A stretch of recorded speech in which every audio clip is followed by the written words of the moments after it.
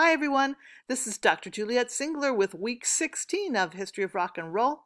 We're going to talk about rock in the new millennium. Let's see if we can come up with 2,000 reasons to love rock. Shouldn't be hard, I know you already love it. Well, lots of things are going on in this new millennium. Before we get there, let's just go over what you need to do for this week. We're wrapping up the semester and I've got a discussion question for you to participate in regarding DJ Michelle. The final exam is already posted. This is our last class meeting and I want to wish you a great semester. It's been wonderful to have you in class and I hope you'll join me in the future for music appreciation or join us on Wednesday nights for choir or Tuesday nights for piano.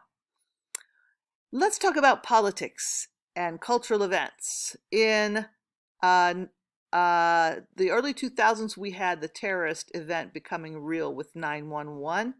And then the US and the entire world went into mourning for all of those who were lost in those events.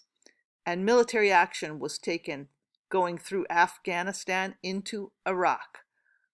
Eventually, the Iraqi leader Saddam Hussein was executed in 2003. Osama bin Laden was killed by US forces in 2011.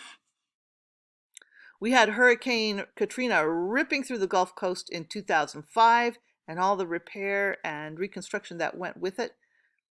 Reality TV was expanding and now included programming like American Idol. Streaming services like HBO began to deliver some really valuable programming. In the early 2000s, we had the advent of video chatting, making it possible for me to reach you in this format for class. Social media began to blossom in the early 2000s, and then the economy started to boom. It was boosted by technology at first, and then by speculative housing sales. And because there was so much speculation and there were so many bad loans made, the market crashed in 2008. Barack Obama was elected as the first African-American president in 2008, and boy, did he have a mess on his hands. So he had to work to rectify the financial crisis, press back terrorists, and then also reforming healthcare was an initiative for him. In 2016, Donald Trump was elected as president, and here we had social media really coming to the fore, being used as never before by a president to sway popular sentiment and also to bypass the free press. So never before also had a president spoken out as much as he did against the free press. Rock and pop musicians also spoke out to try and promote their own political points of view. And in fact, if they didn't agree with the politics of a certain region where they were to perform, sometimes they declined to perform there. Technology made music more and more available. Of course, first it was through digital, and then it was through streaming technology. So by 2007, streaming services were allowing artists to upload their music and make it available to listeners to play and catalog and save for a small fee. Now, the artists shared in those profits, and it was much easier for artists to get their music heard without having a major label behind them. But the profits were very low for artists.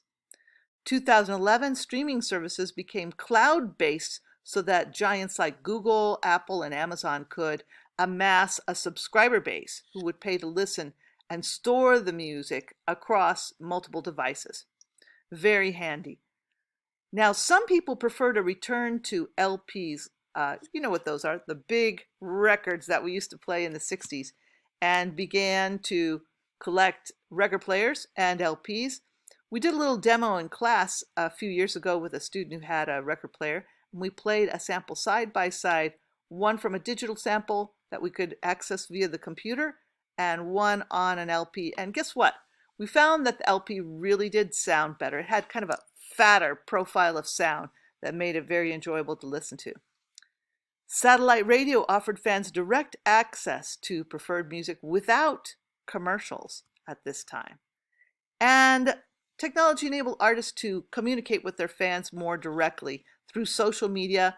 Some artists even chose to bypass the usual methods of having a label back them and use crowdfunding to pay for their musical projects. Maybe also they would announce a concert via social media and say, hey, pay what you can. And their fans would come out and make donations in any amount. Large-scale music festivals became increasingly popular, especially in Europe. So in Southern California, we saw festivals like Coachella popping up, Bonnaroo in Tennessee, and those festivals continue to be popular. I think maybe 10 years ago, we added Stagecoach for country music to the Palm Springs arena. And so the downside was that these festivals are expensive. You're going for many days to hear many different artists, and they are costing in the hundreds of dollars.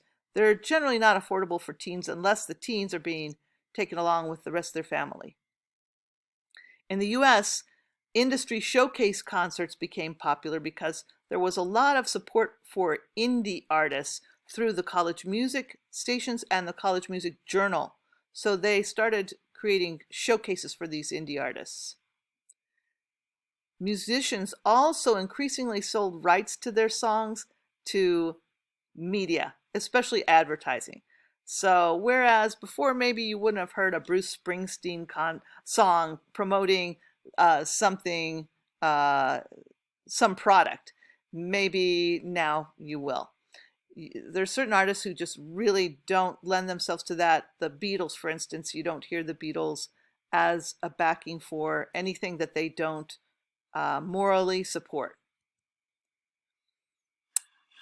Women's voices were becoming increasingly heard. There were a number of really great artists like Avril Lavigne, Pink, Kelly Clarkson, Lady Gaga, and I guess the foremost of these was Lady Gaga. In fact, I just saw her in a recent special with Tony Bennett, who is 95 years old, still singing, even though he has Alzheimer's. And even his wife and all of his people say that it's good for him to sing. As we know, it can make those deep connections to your long-reaching memories. And so Tony is still able to sing with Lady Gaga, but it's perhaps the last time that he'll sing a concert. So Lady Gaga has incredible stage presence, lots of talent as a singer, and outrageous costumes. That's what she's really famous for. I believe she's coming up in a new series, Gucci, where she will have an acting role. Male artists like Maroon 5, John Mayer, Coldplay, these artists went for more of a mainstream sound. Mayer was a little bit more stripped down blues influenced sound with very intricate guitar stylings. And then Coldplay moved from kind of a Britpop sound to mainstream. Now, we talked about this before, how some of the artists who were maybe in the alternative category at first moved more towards mainstream.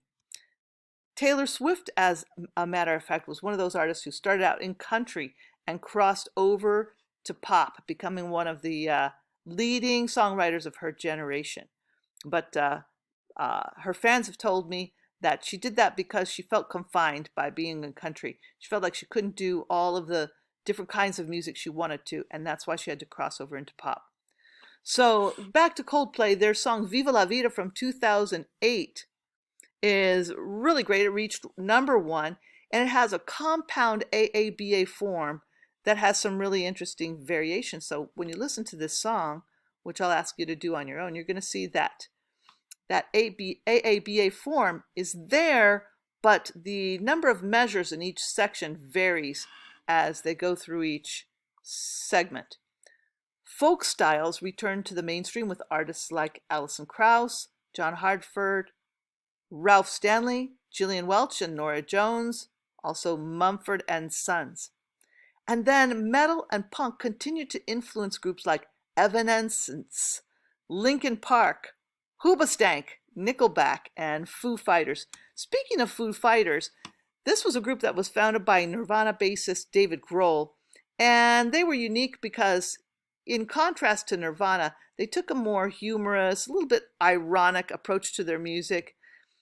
But starting in 2011, they got a little bit more serious. So their song Rope from 2011 uses a standard AABA form, but it's neat because they put these little rhythmic irregularities in from time to time that make it more appealing to listen to. So you're going to hear them go from like a 3 meter at the beginning to a 4/4 meter, and then between sections they kind of change it up and do a little break from that 4/4 meter.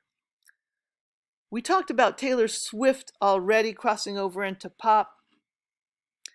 So there have been many others besides Taylor who've crossed over into other genres, but if you want to listen to a great song by Taylor Swift, her song Love Story from 2008 shows a really neat manipulation of that compound AABA form. And when you listen to it, in the background you hear banjo, and yet the overall tone of the song is more pop, so it's sort of like she's in two worlds at once with this song.